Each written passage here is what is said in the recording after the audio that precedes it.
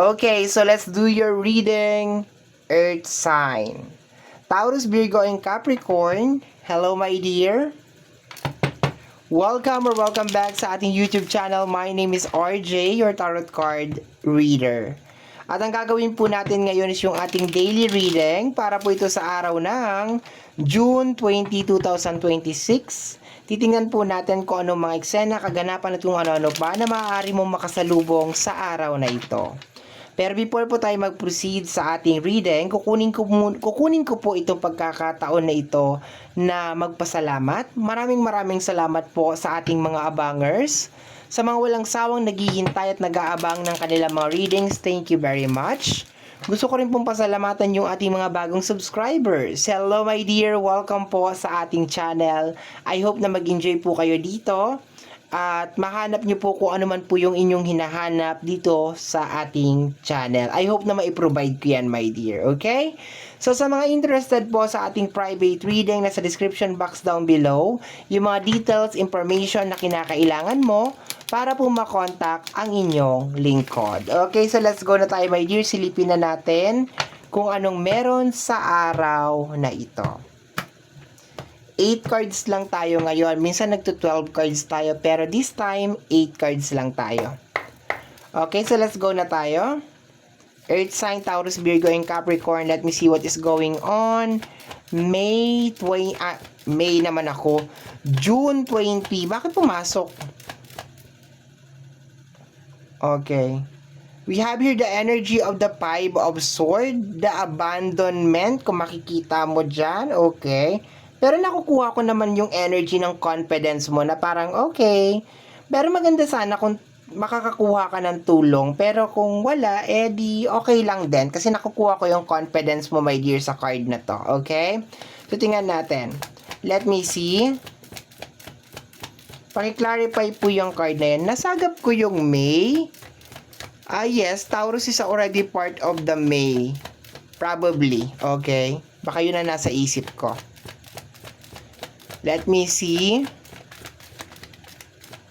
Paki-clarify po ang Five of Swords. We have here the energy of the King of Wands. Okay. So, this is you. Ikaw to. You are manifesting, my dear. Okay? Kaso, ang problema is either attended or out of coverage area ang mga tao sa paligid. Okay?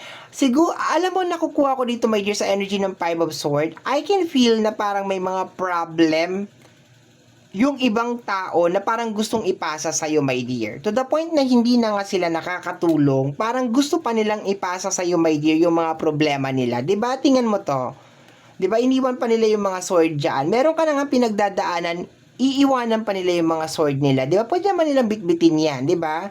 So, sabi ko nga, nararamdaman ko naman yung confidence mo, my dear, na maski wala naman tumulong sa'yo, kaya mo naman. Ang malupit dito is yung energy, my dear, na may mga tao, sasabihin ko talagang mga tao or energy, my dear, na gusto nilang mag-transfer ng problema sa'yo. No, parang gusto nilang ipasa yung bigat, yung suliranin, yung kung ano man na meron sila. Okay? So, be careful ka today kasi baka hindi lang yan simple na problema talaga na as in problema. Baka that is may kinalaman sa usapin ng spiritual. So, it's better na protect yourself every day. Gumawa ka ng prayers. Okay, that's what I'm getting. Okay? Kasi napaka-direct lang talaga ng message, my dear. Like, may mga tao na gustong iwanan or ipasa sa'yo, my dear, yung problema. And sa usapin ng spiritual, na ipapasa ang problema through invisible line. Minsan kausap mo lang na ipapasa na sa'yo. So, protektahan mo yung sarili mo, my dear. Okay? Protektahan mo yung sarili. Pag nakaramdam ka na ng hindi maganda sa kausap mo, like, sasabihin mo sa utak mo na, I don't accept this energy, I don't entertain this energy para magkaroon ng barrier, okay? Basta pag nakaramdam ka na mabigat sa isang tao, kontrahin mo na kaagad or kung kaya mong umalis or lumayo, gawin mo, okay? Kasi baka, lalo na pag, mapapansin mo naman kung toxic yung tao eh. Kung gusto talaga magpasa. Kasi ang inaano niyan is puro problema talaga kaagad. No, possible may din ngayong araw na to may mga tao na puro problema, puro complain. Yung para bang, normally mapapansin mo sa kanila, gustong gusto kanilang kausap. Yung para bang magko-create sila ng para bang ang sarap mong kausap, ang sarap mong kasama, earth sign, yung parang ganon, no? Parang very, very homey yung pakiramdam, okay? Parang super, super close na, ganon, maski hindi naman talaga kayo close. Be careful, mag-ingat ka sa mga taong ganyan, ha? Kasi lalo na kung hindi naman talaga kayo close, hindi naman talaga kayo magkakilala, huwag ka masyadong feeling close, no? Kasi baka iba na yung ginagawa, okay? Pero pwede naman din may yung literal na lalapit sa'yo at manghihingi ng tulong sa'yo. Like, earth sign, kailangan ko ng pera. Earth sign, kailangan ng ganito. Earth sign, kailangan ng gano'n. Pwede naman yung gano'n. Pero pagdating sa usapin ng spiritual, yun, nabanggit ko na kanina. Okay? So, let's go tayo, my dear. Let me see. We have here the energy of the Page of Cups. Okay? Ang nakuha ko kaagad is being creative. Okay? To the point na magkatabi sila ni King of Wands, maganda yon kasi may kakayanan ka na mag-create ng something today, something na maganda, something na good. Clarification niya is the energy of the Hermit. Okay. So, possible na merong this is a form of distraction talaga, my dear eh.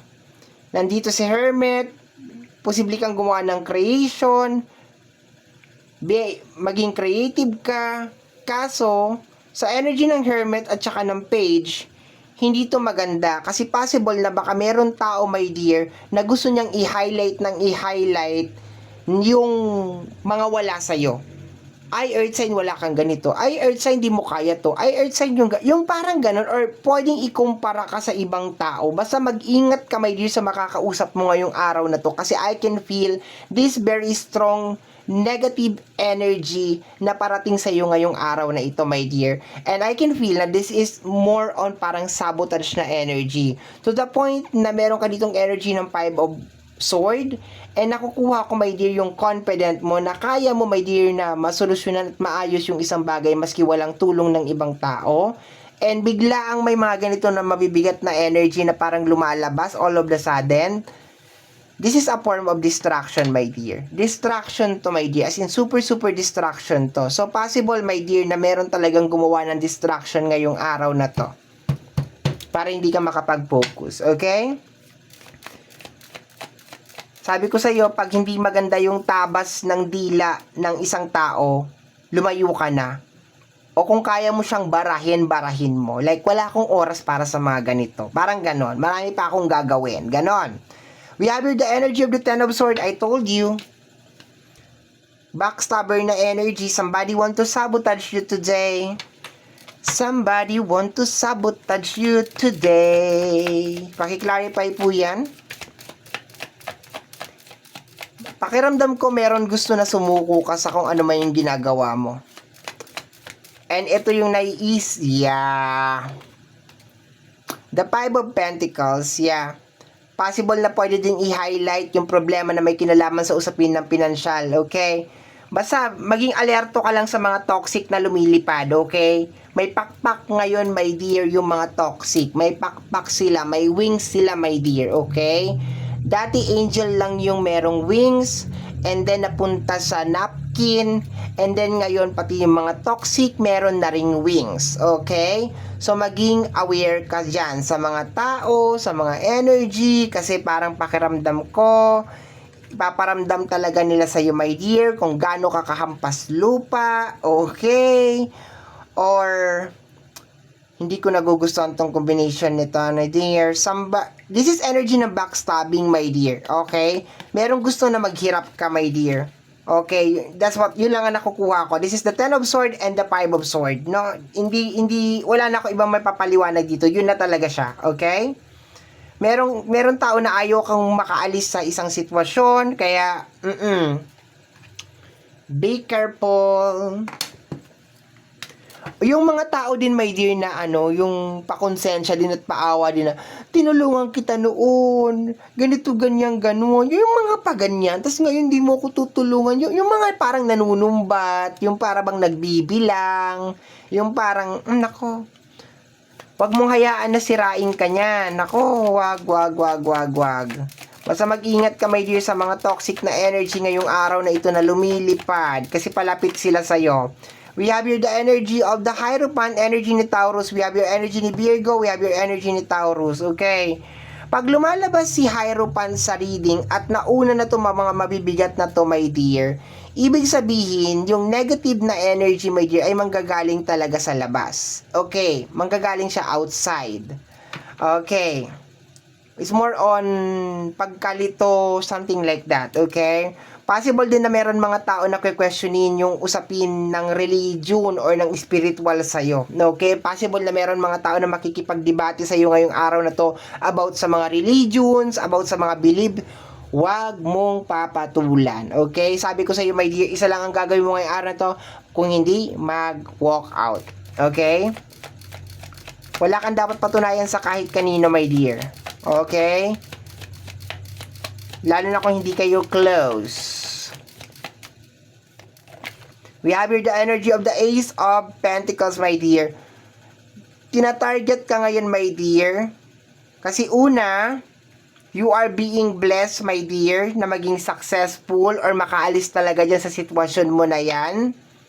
And possible na nakikita yon ng mga enemy, okay, or ng mga bad people, or ng mga negative people, okay?